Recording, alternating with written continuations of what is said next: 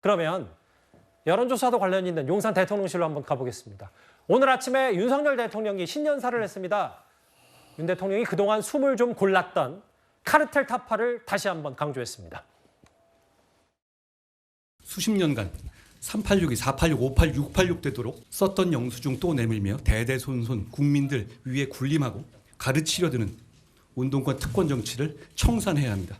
이재명 대표의 민주당이 운동권 특권 세력과 개딸 전체주의 세력과 결탁해서 자기가 살기 위해서 나라 망치는 것 막아야 합니다.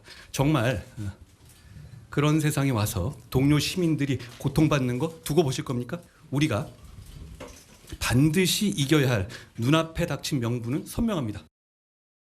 정부는 출범한 이후 일관되게 이권 카르텔, 정부 보조금 부정사용, 특정 산업의 독과점 폐해 등 부정과 불법을 혁파해 왔습니다. 자기들만의 이권과 이념에 기반을 둔 패거리 카르텔을 반드시 타파하겠습니다. 모든 국민이 공정한 기회를 누리도록 할 것입니다.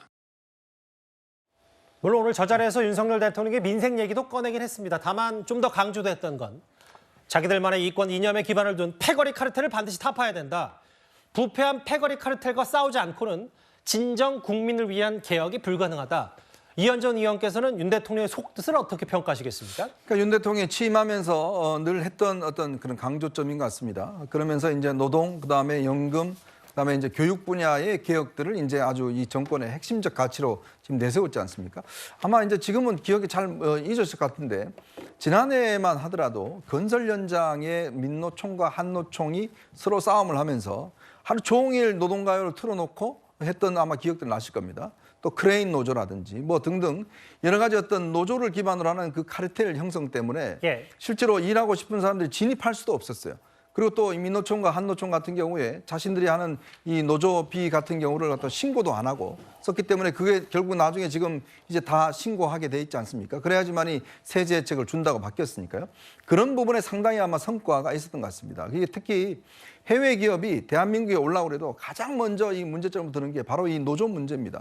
즉 자기들이 카르텔 형성이 돼 있어서 실제로 새로운 어떤 이 경쟁의 진입을 막는 이러한 효과들, 또 금융 분야도 마찬가지죠. 결국 대한민국이 이제 어떤 중진국, 선진국의 대전에서 좀 더 발전하려면 이러한 어떤 기존의 기득권의 어떤 카르텔을 없애야 된다는 게 이제 우리가 많은 부분을 지적하고 있지 않습니까? 이제 그런 것들을 이제 기본적으로 강조한 부분이다. 특히 아마 이제 올해에도 마찬가지지만 지금 노동 분야 아직 남아 있는 이제 연금이라든지 또 교육 분야의 어떤 이런 부분들 이런 어떤 개혁들을 실제로 어떤 가동을 해야 되는데 물론 뭐 총선이 있고 하기 때문에 실적으로 뭐 상반기 중에는 하기가 굉장히 어려울 겁니다. 그렇지만 윤석열 정부가 처음부터 내겨왔던 국정의 지표 이거는 결국은 우리 사회에 어떤 만연하고 있는 각 분야의 기득권 이익들 이런 것들을 어떻게 타파하느냐. 뭐 최근에 뭐 의협이 지금 의사 증원 지금 반대하고 있지 않습니까? 그런 거 마찬가지지만 그런 것들이 사실은 혁파되지 않을 경우에 우리 사회가 더 전진하기 어려운 게 아닌가 뭐 그런 시각인 것 같습니다. 이 의원께 질문 하나 더요. 그런데 뭐 이권 카르텔, 이념 카르텔 윤 대통령이 강조하긴 했습니다만 제 기억이 맞다면 꽤 오랜만에 했기 때문에 최근에 한동훈 위원장이 했던 실제로 첫 수락연설 때 운동권 특권 정치 청산해야 된다. 민주당이 운동권 세력 개딸 전체주의와 결탁해서 나라 망치는 걸 막아야 된다. 이 메시지의 연장선으로 봤을 때 한동훈 위원장의 메시지에 윤 대통령이 약간의 힘을 실어준다든지 지원 사격 이런 성격도 있는 거예요? 그렇죠. 왜냐하면 이제 이게 연결되어 있는 겁니다. 즉 정치권의 어떤 이런 카르텔과 이 사회 분야의 어떤 이 카르텔은 다 그 어떤 면에서 연결되어 있고 서로 입법으로 보존해주고 또 입법으로 예를 들어서 뒷받침을 해주고 뭐 이런 것들이 지금 있지 않겠습니까? 586 운동권들이 중심이 된 민주당 같은 경우에 이런 민주당의 어떤지 노란봉투법이라든지 뭐 등등 각종 법안들을 만들어 줌으로 해서 이 카르텔이 계속적으로 자기들의 어떤 이익을 어떤 이 앞으로 향유하도록 만드는 제도적인 기반들을 만들어주고 있잖아요. 이 두 가지 고리는 같이 연결되어 있기 때문에 어떤 같은 연장선에 볼 수 있을 것 같습니다. 여기 보면 박원석 의원님. 중앙일보 의뢰한 한국갤럽. 아까 똑같은 여론조사에 왜냐하면 이번 선거 정권 심판론이 좀 우세하다는 게 과반이었다면 비슷한 시각으로 지금 시민들이 꽤 여러 생각들이 많아 보이는 건 운동권 청산에 대해서도 공감한다는 의견이 어느 정도 공감한다까지 포함하면 과반이 넘는다. 이 부분과 오늘 윤 대통령의 카르텔 타파와 어떻게 좀 연관 짓겠습니까? 뭐 질문을 저렇게 하면 당연히 필요하다는 답변이 높게 나올 거고요. 예. 그러니까 민주당이 어떻게 보면 최대의 기득권이 돼 있습니다. 586 정치라는 게. 그리고 이미 한 30년 가까이 됐지 않습니까? 그리고 이번 총선을 앞두고 민주당 내에서 오히려 국민의힘보다 더 세대 교체의 목소리가 적게 들리고 있어요.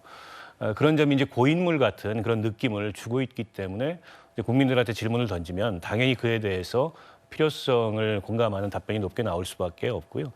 다만 저는 윤 대통령이 저렇게 이권 이념 카르텔을 말씀하시고 또 한동훈 장관이 586 정치 척결을 얘기하는 게 그런 현상이나 그런 문제가 없다는 게 아니고 사실 그거는 이제 민주당이 잘 그 내부에 개혁을 하거나 쇄신을 하거나 변화를 하면 되는 과제고 잠시만요. 근데 말씀 그렇죠. 그게 쇄신이 잘 되겠습니까? 아니 그러니까 그렇다 하더라도 이게 정말 대한민국의 국가적 병폐 핵심이냐 예. 이를테면 우리 사회에 여러 부패와 부조리를 만드는 카르텔이 있습니다. 아하. 대표적인 카르텔 중에 하나가 전관예우 같은 법조 카르텔이에요. 예. 저는 대통령도 한동훈 비대위원장도 그런 데 대해서 한 말씀 하시는 걸 못 봤어요. 결국 내로남불 아니냐 아하. 이런 비판을 제기할 수밖에 없습니다. 아니 대한민국의 경제 민생이 어렵고 여전히 부패와 부조리 구조적인 불평등 차별 이런 게 나타나는 게 전부 다 정말 운동권 때문이다. 1번 숙제, 1번 과제는 아니다 이 말씀하시는 거예요? 그렇죠. 그거는 오히려 문제의 본질을 저는 호도하는 거라고 보고요. 오히려 자기 안의 문제는 들여다보지 않으려는 이제 그런 어떤 모습 아니냐 이렇게 생각합니다. 오늘 대통령의 이념 카르텔, 이권 카르텔 타파 얘기와 이제 운동권 청산 새로운 여러 져서까지 한번 접해서 만나봤다면 아까 전원책 변호사도 길게 얘기하려다가 잠깐 주워 담았던 얘기가 바로 이 얘기입니다. 대통령실도 이 여론에 반드시 귀를 기울여야 하는 오늘 한동훈 위원장이 기자들에게 다시 한번 김건희 여사 특검 질문을 받자 김건희 여사 특검이 아닌 도이치 특검 이렇게 대답을 했습니다.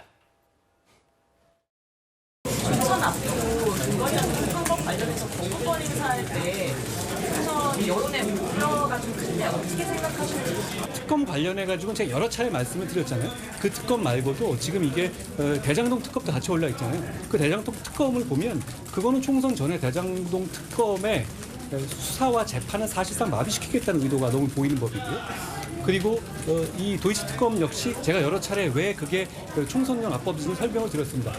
그런 법을 통과시키고 그런 법을만 가지고 총선을 치르는 것은 국민의 눈과 귀를 가리는 것입니다. 저는 그것에 동의하지 않습니다.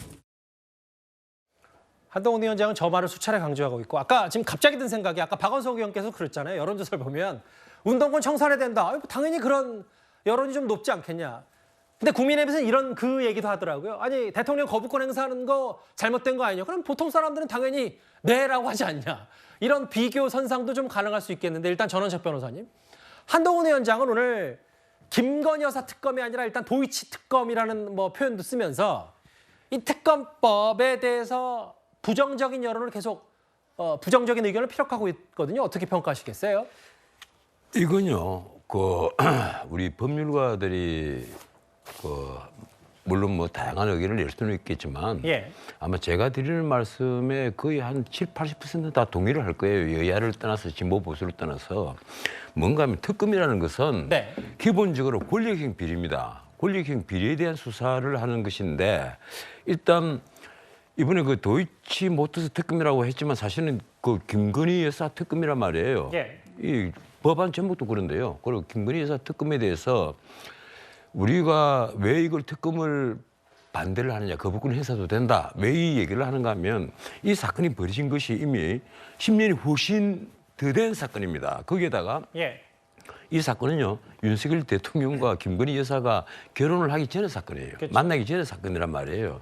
그러면 이거 권력형 비리하고는 거리가 먼 사건입니다. 예. 거기에다가 무엇보다도 문재인 정권 때 이 서울중앙지검에서 무려 1년 7개월 동안, 19개월 동안 온갖 관련자들을 다 불러서 조사를 하고 있는데도 김건희 여사를 소환을 못 했어요. 물론 뭐 검찰총장의 부인이니까 뚜렷한 증거가 없이 소환을 할 수는 없었겠지만 그 증거를 찾지를 못했다는 얘기입니다. 예. 그걸 지금 새삼스럽게 특검을 하겠다. 그건 이제 지난 4월 달에 사실 시작이 돼갖고 패스트트랙이 태운 바람에 예. 이번에 12월 28일입니까? 이 특검 법안이 통과가 된 건데 예.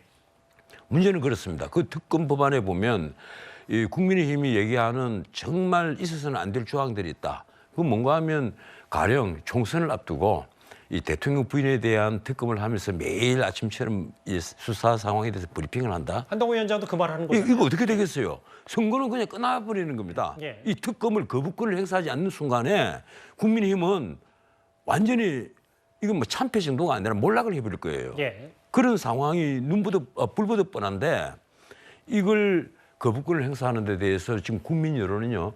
거부권을 행사하면 안 된다. 이것이 4개 여론조사를 보면 4개 다 60%가 다 넘고 있습니다. 그러면 이걸 어떻게 해야 하느냐.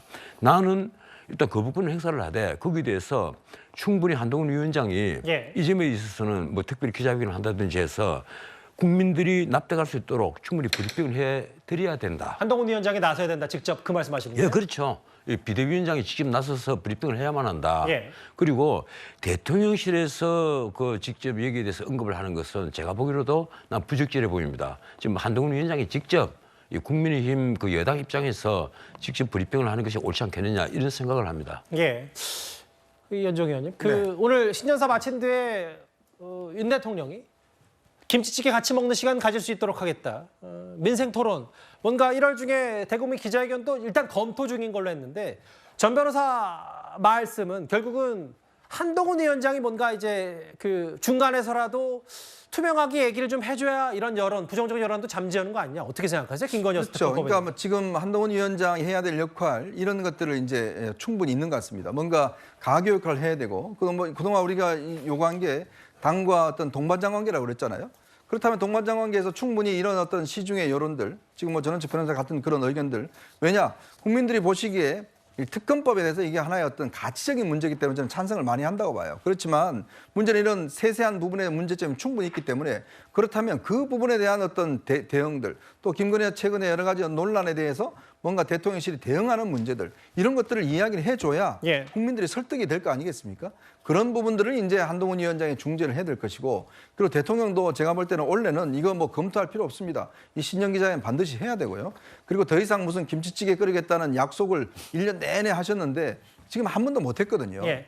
그렇다면 이거는 저는 즉각적으로 해야 된다. 이거는 뭐 더 이상 말하고 약속하고 문제가 아니라, 왜냐 대통령실을 옮긴 이유가 소통을 강화하기 위해서 옮겼잖아요. 예. 그렇다면 거기에 대한 행동을 따라야 되는데 그런 어떤 부분들이 있기 때문에 저는 국민 여론도 이 부분에 대해서는 의심을 하는 거기 때문에 저는 윤 대통령이 이 부분에서 지금 뭐 약속하고 검토할 게 아니라 1월 중에 신년 기자회견 이 약속들 또 기자들과 간담회 뭐 등등 이런 것들은 저는 반드시 해야 된다 이런 생각이 듭니다. 국민들과 얼굴을 맞대야 된다 이 말씀하셨어요. 예, 길죠. 예, 이것이 짧게 한 가지만 더 말씀드리겠습니다. 예. 이거 우리 법조계에서는요, 기본적으로 특검을 하는 일반적인 다른 특검 사안에 비해서 건수가 다르다. 예, 무게가 다르다는 얘기입니다. 말하자면 정말 특검을 해야 될 것은 그렇지 않습니까? 문재인 정권 때 있었던 탈북어민 강제 북송 사건이라든가 예. 뭐 아니 말로 서해 해수부에 우리 이준희 씨 피살 사건 예. 이런 사건 같은 건 특검을 하지 않고, 그리고 얼마 전에 신문 칼럼도 나왔죠. 김정숙 씨의 특수활동비 그 유용 사건, 옷값이나 장신구의 선거 아니냐. 예. 법원에서 판사가 공개를 하라고 했는데 그걸 그냥 대통령 기록물로 묻어버렸단 말이에요. 알겠습니다. 그런 것은 특검을 하지 않고 엉뚱한 이런 근수가 다른 것을 특검을 하는 것은 제가 보기로도 이건 정치적 목적에 불과한 아주 치사한 공격이다. 저는 그렇게 말씀을 드리겠습니다. 특검 관련들은 이제 부정적 여론이 있고 아까 말씀하셨던 전 변호사가 아까 인용했던 김건희 여사 특검 관련해서 부정적 여론이 수치가 더 높다. 뭐 4가지 여론조사를 언급하셨는데 저희가 이 여론조사는 저희 홈페이지에 올리도록 하겠습니다. 그 4가지 여론조사가 어떤 건지. 윤 대통령이 오늘 신년사까지 핵심 내용 짚어봤습니다.